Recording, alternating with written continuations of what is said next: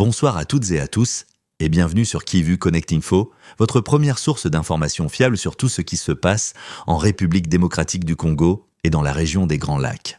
Aujourd'hui, nous sommes le 26 janvier 2026, et l'actualité congolaise est marquée par des développements politiques et sécuritaires majeurs qui suscitent de nombreuses réactions aussi bien au niveau national qu'international. Dans cette édition spéciale, nous allons revenir en détail sur la visite de travail du président Félix Tshisekedi en République du Congo, les enjeux sécuritaires dans l'est de la RDC, notamment la crise persistante liée au M23, ainsi que sur une réforme majeure de la justice militaire congolaise qui pourrait changer profondément la manière dont certains hauts responsables militaires sont poursuivis. Restez avec nous jusqu'à la fin de cette vidéo pour comprendre tous les enjeux de cette actualité brûlante.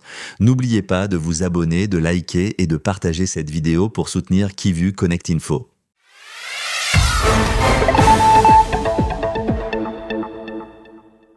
La visite du président Félix-Antoine Tshisekedi Tshilombo en République du Congo, précisément à Oyo, marque un moment politique fort dans le contexte régional actuel. Officiellement présentée comme une visite de travail de 24 heures, cette rencontre avec le président Denis Sassou Nguesso s'inscrit dans une dynamique diplomatique stratégique, à la fois pour la stabilité régionale et pour les intérêts politiques internes des deux pays. Selon le quotidien, les discussions entre les deux chefs d'État ont porté principalement sur deux dossiers majeurs. Les élections présidentielles prévues en mars 2026 au Congo-Brazzaville et la situation sécuritaire préoccupante dans l'est de la RDC. Ce double agenda révèle à quel point les enjeux politiques internes et régionaux sont aujourd'hui étroitement liés. Le président Denis Sassou Nguesso, figure historique et influente de la politique africaine, fait face à une période électorale sensible. En Afrique centrale, les périodes électorales sont souvent synonymes de tensions sociales, de contestations politiques et parfois de crises post-électorales. Dans ce contexte, le soutien affiché de Félix Tshisekedi est perçu comme un geste fort de solidarité politique entre deux pays liés par l'histoire, la géographie et des intérêts communs. Du côté congolais, RDC, cette rencontre revêt une importance encore plus stratégique. L'Est du pays continue de faire face à une guerre qualifiée d'injuste et barbare par le président Tshisekedi lui-même. Malgré l'existence de plusieurs processus de paix, notamment ceux de Washington et de Doha, la situation sur le terrain reste instable. Certains groupes armés, soutenus selon Kinshasa par des forces étrangères, ne respectent pas leurs engagements. Le président Tshisekedi est tenu à rappeler que Denis Sassou Nguesso est considéré comme un sage de la région, un chef d'État dont l'expérience diplomatique et politique peut contribuer à la recherche de solutions durables à la crise sécuritaire dans l'est de la RDC. Cette reconnaissance traduit aussi un besoin de soutien régional face à une crise qui dépasse les frontières congolaises. Parallèlement à cette actualité diplomatique, la presse congolaise revient sur un événement marquant survenu il y a exactement un an. La chute de la ville de Goma, capitale du Nord Kivu, aux mains du groupe politico-militaire AFC/M23, soutenu par le Rwanda. Cette prise de la ville, d'une violence inédite, a constitué un tournant majeur dans le conflit armé à l'est du pays. La chute de Goma a non seulement eu un impact humanitaire dramatique, mais elle a également profondément ébranlé les institutions de sécurité congolaises. Elle a mis en lumière des failles importantes au sein de l'appareil militaire et a relancé le débat sur la responsabilité des hauts gradés dans la gestion de cette crise.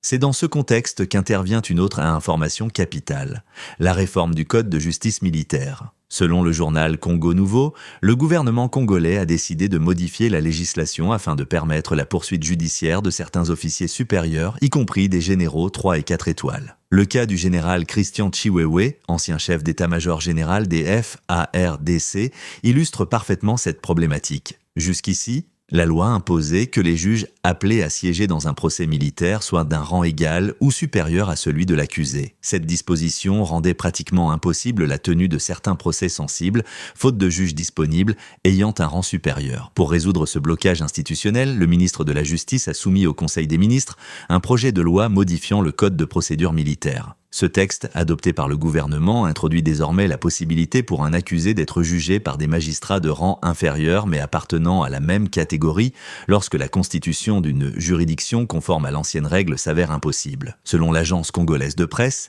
cette réforme concerne également le fonctionnement du ministère public militaire. Pour le gouvernement, il s'agit d'une avancée majeure vers une justice militaire plus flexible, plus réaliste et plus adaptée aux réalités du terrain. Cette réforme est perçue par de nombreux observateurs comme un signal fort envoyé par les autorités congolaises, celui de la volonté de lutter contre l'impunité, même au sommet de la hiérarchie militaire. Toutefois, certains s'interrogent sur la capacité réelle du système judiciaire à mener ces procès de manière indépendante et transparente. Au final, entre diplomatie régionale, crise sécuritaire persistante à l'Est, souvenirs douloureux de la chute de Goma et réformes sensibles de la justice militaire, la RDC traverse une période charnière. Les décisions prises aujourd'hui pourraient avoir des conséquences majeures sur la stabilité du pays et sur la confiance de la population envers ses institutions. Pour conclure, cette actualité du 26 janvier 2026 montre à quel point la situation en République démocratique du Congo reste complexe, entre défis sécuritaires, enjeux politiques régionaux et réformes institutionnelles profondes. Si vous avez apprécié cette analyse, nous vous encourageons à revenir régulièrement sur Kivu Connect Info pour suivre les informations les plus récentes, fiables et approfondies sur la RDC et la région. Likez, abonnez-vous, partagez cette vidéo et laissez-nous votre commentaire pour nous dire ce que vous pensez de ces développements.